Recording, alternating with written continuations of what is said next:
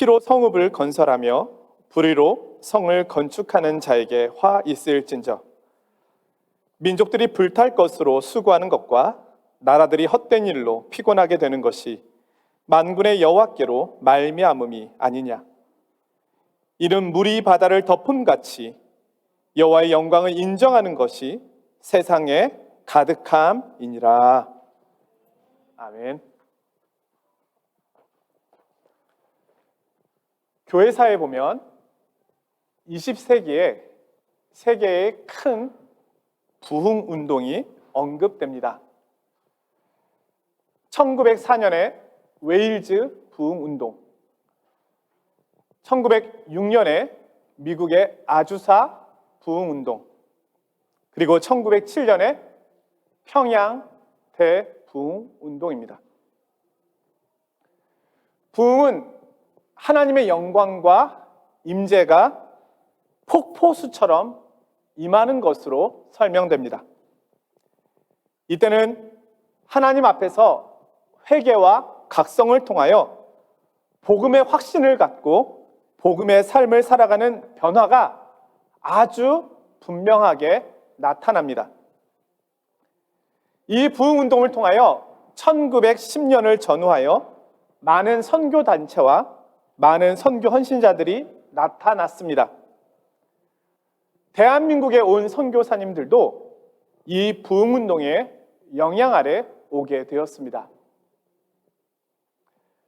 그런데 이 복음의 불길이 전 세계적으로 타오르고 있을 때 1차 세계대전이 일어났습니다.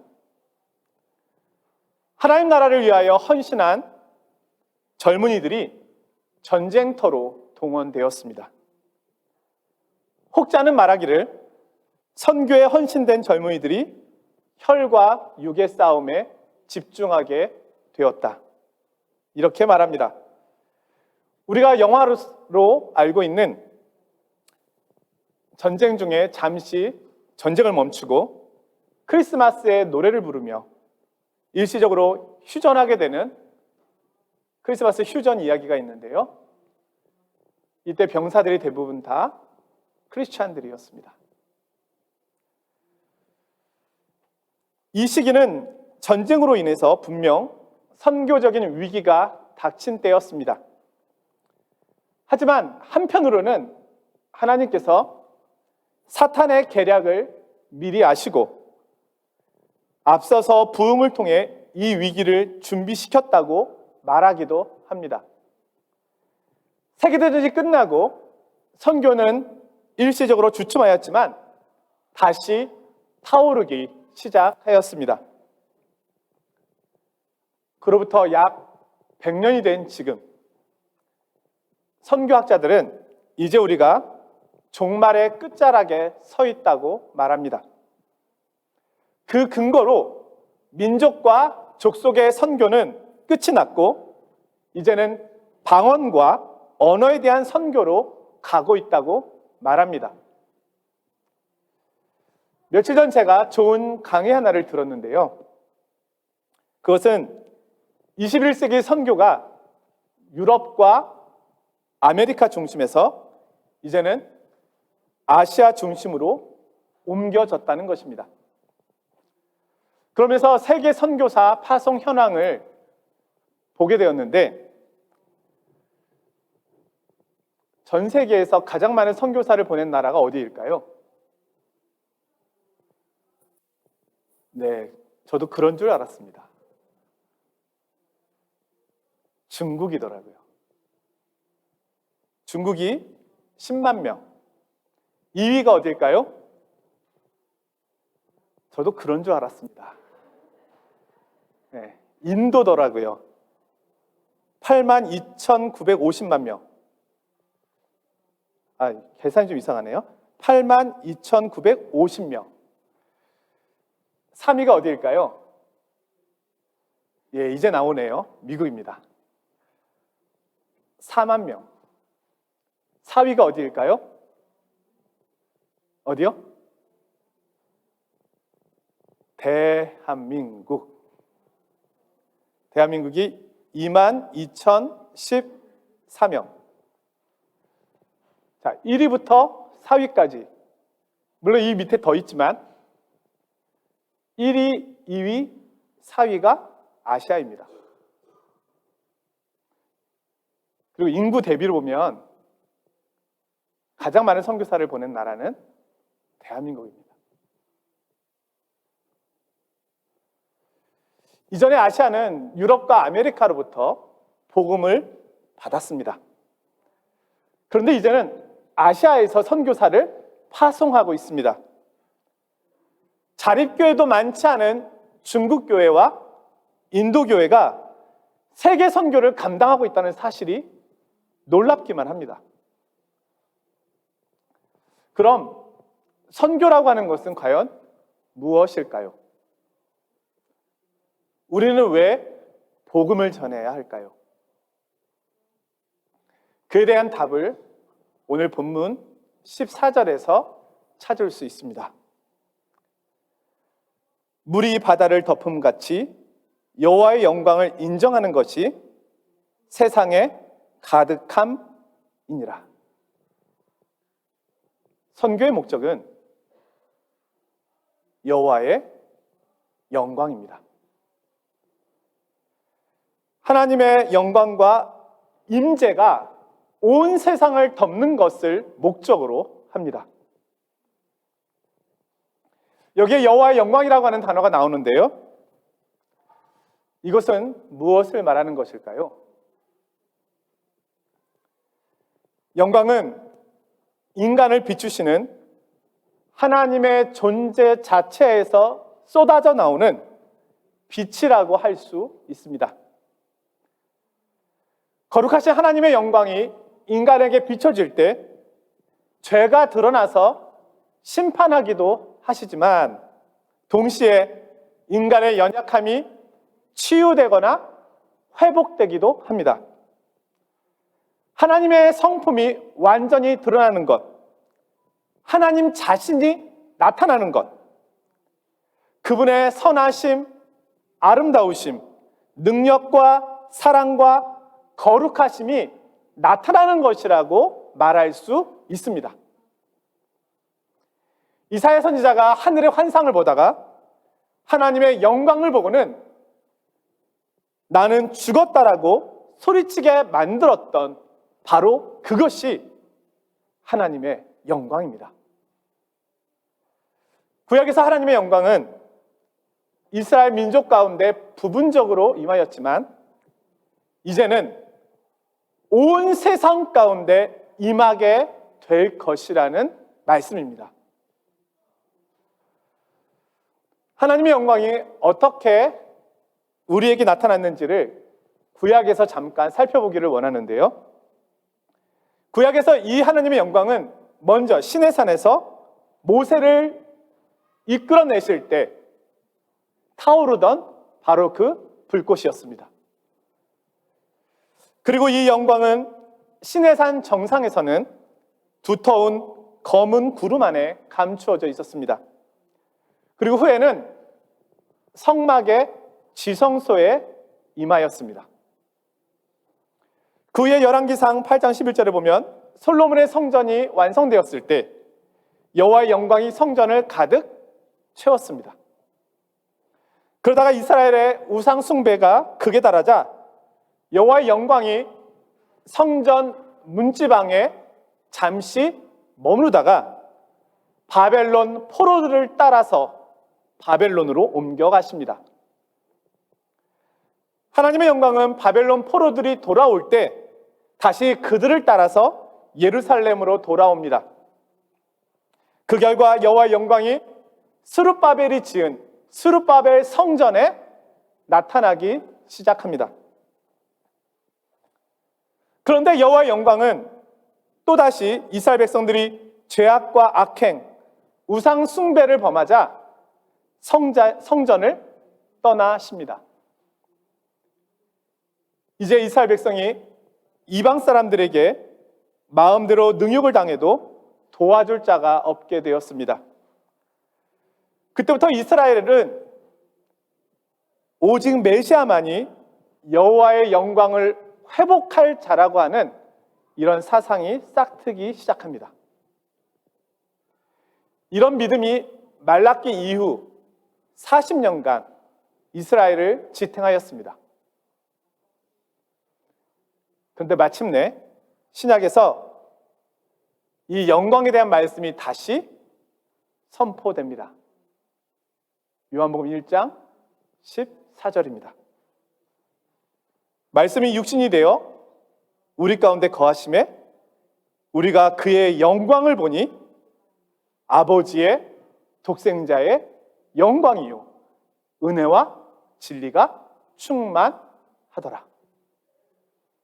이제는 하나님의 영광이 예수 그리스도 안에 가득 찬 모습으로 나타나게 된 것입니다. 예수님께서 오셨을 때 예루살렘에는 헤롯 대왕의 명을 따라 헤롯 성전을 짓고 있었습니다. 그런데 하나님의 영광이 떠난 그 성전은 강도의 소굴로 변해 있을 뿐이었습니다. 그런 상황에서 예수님께서는 자신의 말씀과 인격과 사역을 통하여 여호와의 영광을 나타내셨습니다. 예수님의 이름으로 심판이 선포되었고 동시에 죄사함과 회개와 용서와 치유와 구원의 역사가 나타났습니다. 예수님이 하나님 아버지를 부를 때 표적을 통하여 하나님의 영광이 나타났습니다. 그리고 자신이 하나님의 영광을 품는 성전이 되심을 말씀하셨습니다.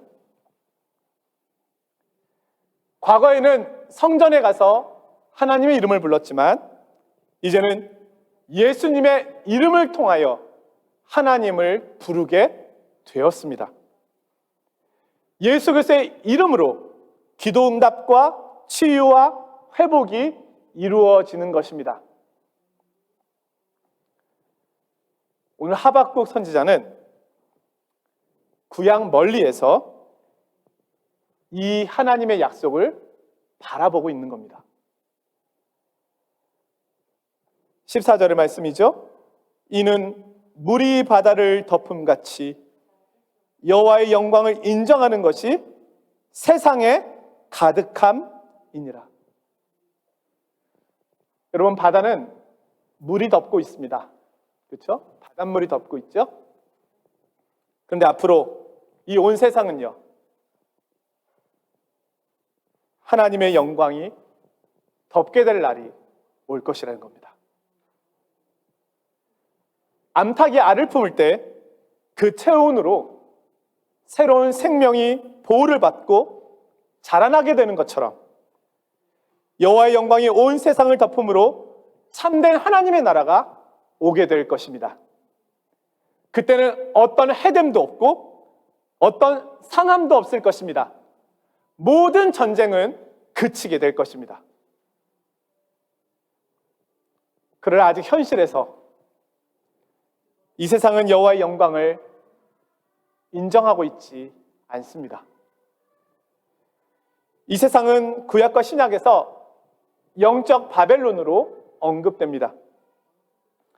바벨론은 하나님의 영광이 아닌 사람의 영광, 제국의 영광이 가득한 곳입니다.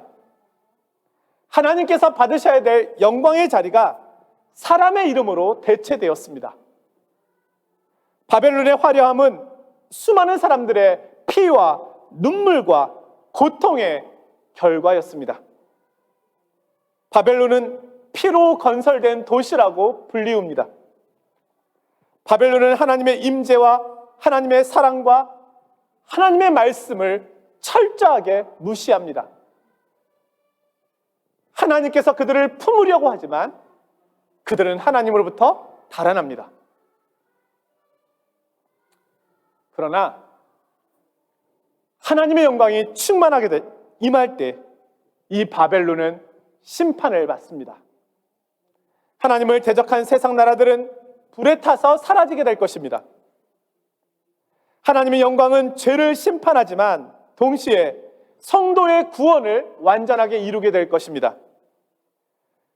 지금은 부분적으로 믿음의 성도들의 모임인 교회를 통하여 이 일이 증거되고 있습니다. 그러나 장차 예수 그리스도의 이름을 부르며 순종하는 이들로 온 세상에 가득 차서 하나님께 영광을 돌리게 할 날이 돌아올 것입니다. 강동진 선교사님이라는 분이 계시는데요. 제가 몇 주 전에 이분의 강의를 들었습니다. 이 선교사님은 현재 대한민국 경상북도 의성에서 생활 공동체를 만들어서 거기서 살고 계십니다. 거기서는 전기도 만들고요, 농사도 짓고 양계장도 해서 자립을 원칙으로 해서 공동체를 만들었습니다. 그런데 처음에 이 공동체를 만들고 나서 몇 가정이 모였는데 1년간 농사를 지었는데 총 수입이 150만 원이 나왔답니다. 왜냐하면 농사를 져본 적이 없는 분이니까. 그렇게 버텨가다가 3년이 지나니까 이제 공동체가 심각해지기 시작하였습니다. 그리고 5년이 되니 이제는 두 파로 나뉘어졌다고 합니다. 사유재산을 인정하자. 쪽파. 아니다. 그래도 사유재산은 아니고 함께 공동 소유로 하자. 양파. 그래서 쪽파와 양파가 싸우게 되었다고 합니다. 두 파가 만날 때마다 싸우다가 안 되겠다. 더 이상 우리는 공동체를 이뤄갈 수 없다. 이제 헤어지자. 깨지자. 5년 만의 결과가 깨어지는 모습으로 나타나게 되었습니다. 그래서 마지막으로 이 선교사님이 헤어질 때 헤어지더라도 한 번만 더 할 말은 하고 헤어지자. 아쉬움 없이. 헤어지기 전에 마음껏 싸웠다고 합니다. 후회 없이 싸우자. 그렇게 싸우고 헤어지려고 하는 날, 갑자기 그 싸움터에 성령님이 찾아오신 겁니다. 하나님의 거룩한 영광이 그 싸움터에 임하자 모두 다 고꾸러졌다고 합니다. 하나님의 영광이 임하자 더 이상 그들은 서 있을 수도 앉아 있을 수도 없었습니다. 자신의 죄가 떠오르기 시작하였습니다. 그 죄를 고백하지 않으면 죽을 것 같았습니다. 사람들은 가슴을 치며 통회하기 시작하였습니다. 기도 인도자도 없었고 찬양 인도자도 없었습니다. 하나님의 영이 임하자 6시간 동안 그들은 오직 회개만 하였습니다. 방언이 터져나오고 환상을 보고 병고침이 일어났습니다. 그리고 그때 한 사람이 하나님의 말씀을 대언하였습니다. 아주 세미한 음성이 들렸다고 합니다. 나는 너희의 하나님이다. 내가 너희를 이곳으로 불렀다. 내가 너희를 안다. 내가 이 공동체를 통하여 영광을 받을 것이다. 이들은 서로 부둥켜 안고 서로 미워했던 것을 용서해달라고 용서를 구하기 시작했습니다. 나의 거친 말들을 용서해 주십시오. 이제는 쪽파 양파 없어졌습니다. 공동체가 회복이 되었습니다. 그리고 다음 해에 밭에 기적이 나타났다고 합니다. 빌린 밭에 고추를 심었는데 보통 고추 나무 하나에서 45개 정도의 고추를 딸 수 있었다고 합니다. 근데 그 해에 350개, 많으면 700개가 한 나무에서 열렸다고 합니다. 하지만 이런 기적이 있었지만 여전히 그들은 가난했습니다. 많은 사람들이 함께 모여 생활하니까요. 그러는 중에 하루는 주님께서 찾아오셔서 닭 하고 가셨답니다. 그래서 그때부터 닭을 키우자 해서 양계장을 만들기 시작했습니다. 바이오 양계장, 항생제를 쓰지 않는 양계장. 근데 이 양계장이 너무너무 잘 돼가지고 소문이 나기 시작했습니다. 수입이 늘기 시작했습니다. 심지어는 국가에서 우수 사례로 뽑아가지고 수십억의 지원금을 받기까지 하였습니다. 그러면서 양계장을 통하여 공동체가 세계 곳곳으로 퍼져나가기 시작했습니다.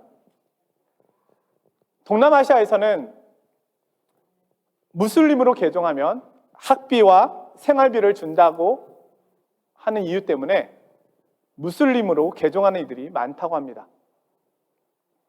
그곳에 양계장을 만들기 시작한 후에 무슬림으로의 개종이 멈추게 되었다고 합니다. 지금은 북한, 그리고 평양에도 12곳, 그리고 중국, 아프가니스탄, 수단, 우간다, 심지어 난민촌 등 전 세계 60여 곳에 양계장 공동체가 만들어졌다고 합니다. 강동지 선교사님은 이 외에도 디아스포라 유학생들을 위한 프로젝트도 가지고 있습니다. 이런 이야기를 하시는데요. 예루살렘 성전이 무너졌을 때 그곳을 회복한 사람은 흩어졌다 돌아온 디아스포라 유대인들이었다는 겁니다. 앞서 말씀드린 것처럼 그들 위에 하나님의 영광이 임하고 있었습니다. 해외에 흩어져 있는 우리 디아스포라 유학생들이 한국을 다시 부흥시키기 위하여 남겨진 사람들이라고 이분은 이야기합니다. 그래서 이런 제안을 했는데요. 유학생들 대부분은 유학한 곳에서 학업을 마치면 한국으로 돌아와서 취업을 하고 그곳에서 생활하는 것을 꿈으로 가지고 있습니다. 그런데 이분은 한국으로 귀국하지 말고 유럽에서 공부한 사람은 유럽이나 아프리카로 그 지역으로 흩어져서 다음 세대의 사역의 선교사가 되도록 준비를 할 것을 권면합니다. 양계장을 하라는 것이 아닙니다. 여기 파리에서는 양계장 사업이 안 된다고 하더라고요. 이분은 비즈니스 한류를 일으키는 방법을 고민하여 함께 찾아보자고 제안합니다. 그래서 이 꿈을 갖고 있는 이들을 돕기 위하여 40억의 자금을 마련해 놓았다는 거예요. 그래서 올해 6월에 파리에서 비즈니스 스쿨을 개최합니다. 이 선교사님은 전쟁 중에 있는 우크라이나를 보면서 전쟁 후에 우크라이나를 준비하고 있습니다. 어떻게 그들을 회복시킬 것이고 복구하도록 도와줄 것인가. 그것을 기도하며 준비하고 있습니다. 여호와의 영광이 그 폐허된 도시를 덮어주시기를 기도하고 있는 것입니다. 사랑하는 성도 여러분, 선교는 하나님의 영광과 임재가 목적입니다. 여호와의 영광 이것을 위하여 우리는 선교하는 것입니다. 이것은 예수 그리스도께서 이루신 구원을 증거하는 것을 말합니다. 우리는 우리가 머물고 있는 프랑스 위에 또 온 세상 가운데 예수 그리스도의 주되심과 영광이 가득 차도록 기도해야 할 것입니다. 이 유럽 땅에 우리를 보내신 분은 하나님이십니다. 이 세대 가운데 우리를 보내신 분은 하나님이십니다. 어찌 보면 우리가 이 세대 속에서 가장 큰 하나님의 영광을 보게 될런지도 모릅니다. 우리 교회는 마포 27이라고 하는 불어권 선교를 비전으로 가지고 있습니다. 하지만 저는 마포 27 비전으로는 부족하다고 늘 생각합니다. 거기에 세계 선교라는 말을 더 넣어야 한다고 봅니다. 불어권 선교만이 아니라 세계 선교를 품어야 합니다. 오늘 말씀이 그렇잖아요. 물이 바다를 덮음같이 여호와의 영광을 인정하는 것이 온 세상에. 불어권만으로는 안 됩니다. 언어에 우리가 제한을 둘 필요가 없습니다. 옆에 나라는 영어권, 독일어권, 스페인어권, 유럽도 하나가 되는데 우리가 언어를 가지고 선교지를 나눌 이유는 없습니다. 우리가 불어권에 있으니 당연히 여기에 관심을 갖는 것은 당연한 것이지만 그러나 우리 스스로 제한을 둘 필요는 없습니다.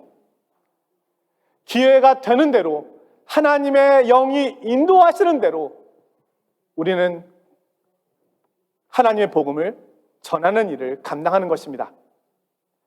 아시아도 가십시오. 동유럽도 가십시오. 아프리카도 가시고 영어권도 가십시오. 하나님께서 부르시고 말씀하시는 곳이라면 어디든지 가십시오.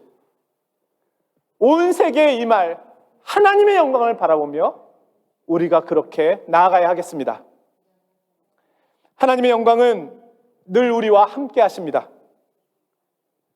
그러나 동시에 성경은 우리가 이 하나님의 영광을 구해야 한다고 이야기하고 있습니다.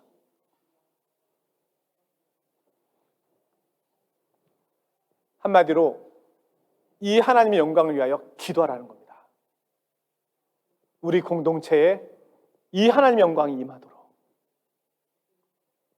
대한민국의 프랑스 땅에 이 온 세상에 하나님의 영광이 임하도록 기도하라는 겁니다.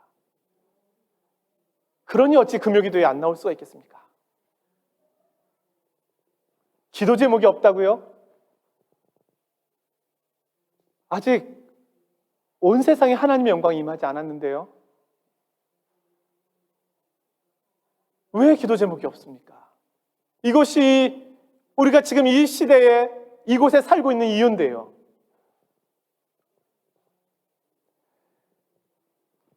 저는 우리 시대에 물이 바다를 덮음같이 여호와의 영광이 온 땅에 임하기를 간절히 기대하고 기도합니다. 이 일에 우리 파리 장로교회가 사용되기를 기도합니다. 우리의 모임, 우리의 예배 위에 하나님의 영광이 늘 가득하기를 기도합니다. 주님 큰 영광 받으시옵소서. 기도하겠습니다.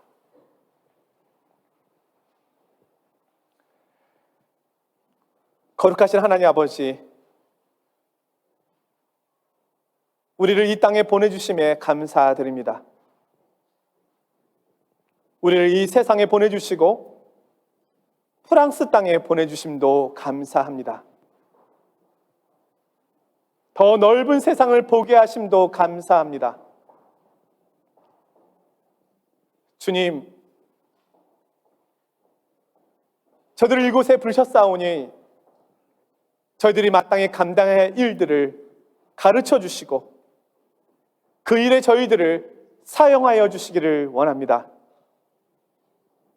물이 바다를 덮음같이 여호와를 인정하는 것이 온 세상에 가득 찰 때까지 저희들을 예수 그리스도의 증인으로, 그 영광의 일꾼으로 사용하여 주시기를 원합니다.